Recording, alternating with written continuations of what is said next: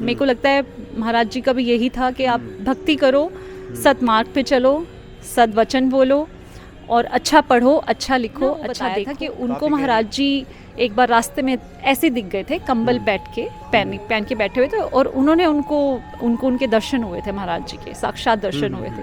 लेकिन तब मेरा जुड़ाव नहीं था। घर एक बनाऊंगा तेरे घर के सामने बाबा के घर के सामने अपना घर बना लिया।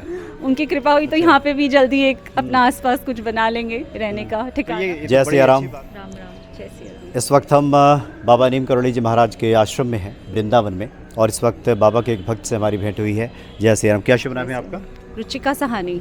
रुचिका सहानी जी, आप गुड़गांव से आई हैं? हाँ जी, फ्रॉम गुड़गांव। अच्छा, तो हनुमान भक्ति देखती हैं आप चैनल? हाँ जी, रेगुलरली देखती हूँ और काफ़ी अच्छा लगता है। जब भी देखती हूँ अलग अलग भक्तों से पहचान होती है। आप अलग अलग मंदिरों में हमें लेके जाते हैं, बैठे बैठे घर में बैठ के दर्शन हो जाते हैं, और क्या चाहिए।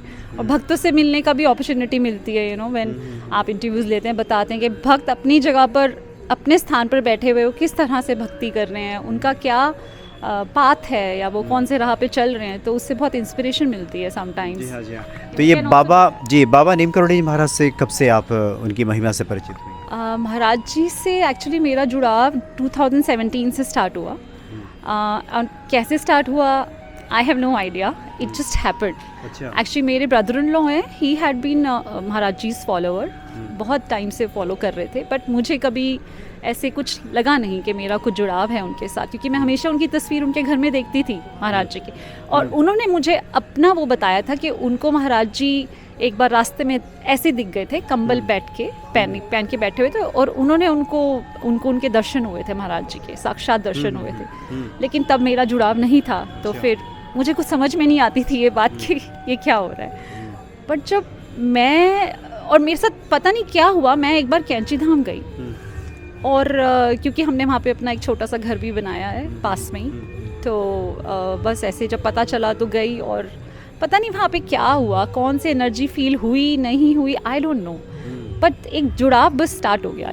बस हो गया कि बस यही है मेरा, यही मेरा रास्ता है, अब मुझे बस राम भक्ति ही करनी है। कुछ और, जैसे मैं भटक रही थी, कभी इधर जाओ कभी उधर जाओ, या कभी सोच रही थी कि अब क्या करना चाहिए, आगे कैसे बढ़ना है अध्यात्म रास्ते पर, कुछ समझ नहीं आता था। तो एक बार बस महाराज जी से जुड़ाव हो गया और राम भक्ति जो स्टार्ट हो गई, तो महाराज जी की कृपा से वो राम नाम छूटा नहीं है, it's continuing, and it's, I think उनकी कृपा से अब थोड़ा सा बदलाव आ रहा है जीवन में, उनकी कृपा से थोड़ी सी भक्ति में, थोड़े से सत्कर्मों में, और थोड़ा शास्त्रों के लिए, हर एक के लिए थोड़ा मतलब सा ये रुचि बढ़ रही है आपकी। हाँ, तो आपने कहा कि आध्यात्मिक जो भटकाव था अब जाके प्रभु राम हनुमान जी बाबा नीम करोली जी महाराज में सिमट गया है, आप ठहर गया है, तो आपने तो अपना घर भी अब कैंची धाम बना लिया है। हाँ, तो बाबा से क्योंकि नहीं जाती तो फिर दिल में कुछ होता रहता है कि नहीं गए, दर्शन नहीं किए, और अगर वहाँ जाने का सौभाग्य नहीं मिलता है तो फिर मैं वृंदावन आने की कोशिश ज़रूर करती हूँ, बिकॉज थोड़ा पास पड़ता है गुड़गांव से। मतलब घर एक बनाऊंगा तेरे घर के सामने बाबा के घर के सामने अपना घर बना लिया।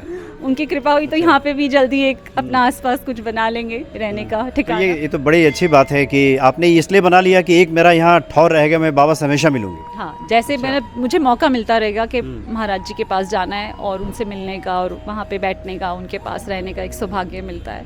तो that was one of the main reasons कि हमने सोचा कि हम वहाँ पे एक शुरू करते हैं अपना एक घर। तो बहुत से भक्त आपको सुन रहे हैं तो उन्हें लग रहा होगा कि आप करती क्या है, क्या वैसे क्या करती हैं? मैं योगा इंस्ट्रक्टर हूँ। अच्छा। हाँ जी, योगा टीचर इंस्ट्रक्टर हूँ, प्लस हमारी एक NGO है छोटी सी, मतलब it's not a registered NGO, but yes we work for the cancer patients at AIIMS hospital. हम उनके लिए काम करते हैं, और एनिमल्स के लिए, स्ट्रे डॉग्स के लिए हम उनके लिए भी काम करते हैं। अच्छा। So that's our work basically. हाँ जी। बाबा भी आपने कहा कि बाबा की भक्ति से जीवन में बदलाव आने लगा है, कुछ आप संक्षेप में बताना चाहें? बदलाव, लेकिन क्योंकि ये लगता है कि सत्कर्म पे ही चलना सही मार्ग है, और अपनी वाणी से, अपने विचारों से किसी को तकलीफ नहीं देना, और ऐसे बात नहीं करना कि किसी को किसी तरह से भी तकलीफ हो। मेरे को लगता है महाराज जी का भी यही था कि आप भक्ति करो, सतमार्ग पे चलो, सद्वचन बोलो और अच्छा पढ़ो, अच्छा लिखो, अच्छा देखो। तो आप ये कह रहे हैं कि बाबा से जुड़ने के बाद ये नज़रिया बदला, दृष्टिकोण बदला, कि सब में आपने उसी मानवता से देखना शुरू किया, सब में जीव है, परमात्मा है, ये नज़र बनी। अभी वहाँ तक मैं नहीं पहुँची हूँ ऑनेस्टली, मैं बड़ा मुश्किल होता है बिकॉज वही है ना, ये माया आपको फिर खींचती है अपनी तरफ। It's not that easy, the path is tough, but I think slowly अगर हम कंसिस्टेंट रहें और चलते ही रहें इस मार्ग पर, तो जहाँ हम पहुँचना चाहते हैं, every individual has its own journey, हर एक का अपना मार्ग है, बट हम पहुँच ज़रूर जाएंगे। उनकी कृपा रहेगी, प्रभु राम की कृपा रहेगी, राम नाम बस जपते रहो। आई थिंक इसी में पूरा आपका कंप्लीट हो जाएगा। आप राम नाम लिखती जपती हैं? मैं जपती हूँ, हाँ जी, लिखती, हाँ, मतलब जो जैसे भी मौका मिलता है, जब भी मौका मिलता है, I just continue that. I think that's the only way to go forward. बहुत आनंद आया। हम चाहेंगे एक बार आपसे कभी दिल्ली में विस्तार से बिल्कुल, बातचीत आप होगी। आइए। जी जी। मैं आपको एम्स पेशेंट से भी मिला सकती हूँ कि वहाँ पे हमारा कार्य कैसा चल रहा है।